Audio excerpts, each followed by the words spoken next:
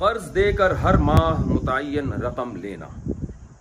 اگر ہم کسی کو قرض دیں اور اسے کہیں کہ جب تک یہ واپس نہیں کرتے تو ہر مجھے مہینے فکس اماؤنٹ دیتے رہنا، کیا یہ جائز ہوگا یا نہیں؟ عبداللہ صاحب کراچی سے۔ یہ جناب بالکل حرام ہے، ناجائز ہے، خالصتاً سود ہے، یہ اس سے اجتناب کریں۔ امام کے پیچھے تلاوت کرنے کا حکم، کیا ظہر اور عصر کی نماز میں ہمیں امام کے پیچھے سورہ فاتحہ اور قراءت کرنی چاہیے یا خاموش رہنا چاہیے؟ اسی طرح مغرب اور عشاء کی آخری 2 رکعتوں میں ہمیں امام کے پیچھے تلاوت کرنی چاہیے یا نہیں؟ نیز کیا تلاوت کے علاوہ باقی اذکار، ثنا، درود وغیرہ پڑھے جائیں گے یا پوری نماز میں خاموش رہا جائے گا؟ وسیم اکرم سرگودا سے۔ باقی تو سارے اذکار امام کے پیچھے پڑھیں، سورہ فاتحہ اور تلاوت نہ کریں، کیونکہ صحیح حدیث ہے، علامہ البانی رحمہ اللہ نے بھی اس حدیث کو صحیح قرار دیا ہے کہ من کان لہ امام فقراءۃ الامام لہ قراءۃ۔ بہقی کی حدیث ہے، آپ صلی اللہ علیہ وسلم نے فرمایا جس شخص کا کوئی امام ہو تو امام کی قراءت مقتدی کے لیے کافی ہے۔ اور یہ جو بخاری کی حدیث ہے لا صلاۃ الا بفاتحۃ الکتاب، فاتحہ کے بغیر نماز نہیں ہوتی، تو صحیح مسلم میں پوری حدیث یوں ہے کہ من لم یقرأ بفاتحۃ الکتاب فصاعدا،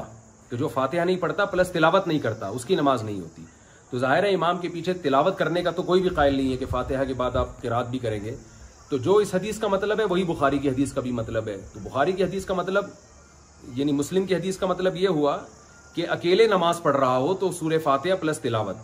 اور یا امام بنا ہوا ہو، مقتدی کے لیے نہیں ہے، کیونکہ مقتدی کے لیے سورہ فاتحہ کے بعد آگے مزید تلاوت کا کوئی بھی قائل نہیں ہے۔ تو بخاری کا بھی یہی مطلب ہے کہ جب فاتحہ کے بغیر نماز نہیں ہے، یعنی انسان انفرادی نماز پڑھ رہا ہو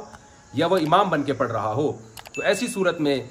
فاتحہ پڑھے بغیر نماز نہیں ہوگی۔ اور دوسری حدیث میں جو آ گیا کہ جس کا امام ہو، امام کی قرات مقتدی کے لیے کافی ہے، تو اس میں بتا دیا کہ جس کا امام نے جب قرات کر لی ہے تو مقتدی نے بھی گویا کر لی ہے، مقتدی کی نماز پھر بغیر فاتحہ یا تلاوت کے کہلائی گئی نہیں۔ اور باقی وظائف کے بارے میں یہی ہے کہ وہ پڑھیں، کیونکہ اس میں کوئی ایسی حدیث نہیں ہے کہ جس نے امام نے اتحیات پڑھ لی تو مقتدی کے لیے کافی، ایسی کوئی حدیث نہیں ہے، لہذا باقی سارے وظائف امام کے پیچھے آپ کو پڑھنے پڑیں گے۔ لڑکی کے مہر میں عجیب و غریب مطالبہ،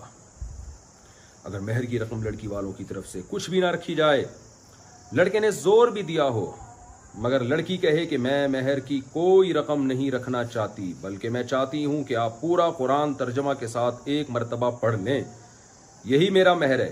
تو اس بارے میں شریعت کا کیا حکم ہوگا؟ اشعر موسیٰ امریکہ سے۔ دیکھیے نکاح تو ہو جائے گا، اگر اتنی نیک لڑکی ہے، اس نے کہا اپنے شوہر سے کہ آپ پورا قرآن ترجمے سے ایک دفعہ پڑھ لیے گا تو بس یہی مہر ہے، تو پھر بھی مہر مرد پہ واجب ہوگا، اور مہر مثل، کیونکہ قرآن نے کہا ہے تبتغوا باموالکم، مال کے ذریعے تم نکاح کرو، تو مہر میں مال یا مال کا متبادل کوئی چیز ہونی چاہیے، تو اس لیے شوہر پر پھر بھی مہر مثل واجب ہو جائے گا، کیونکہ مہر متعین نہیں ہوا۔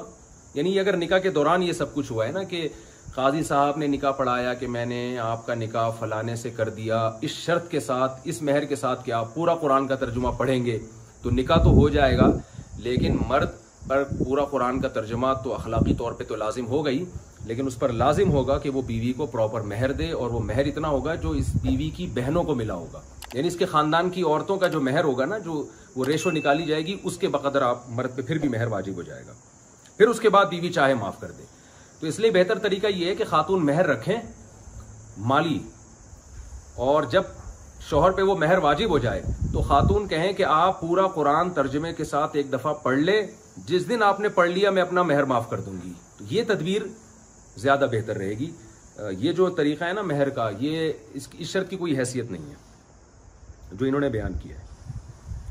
اچھا بھائی۔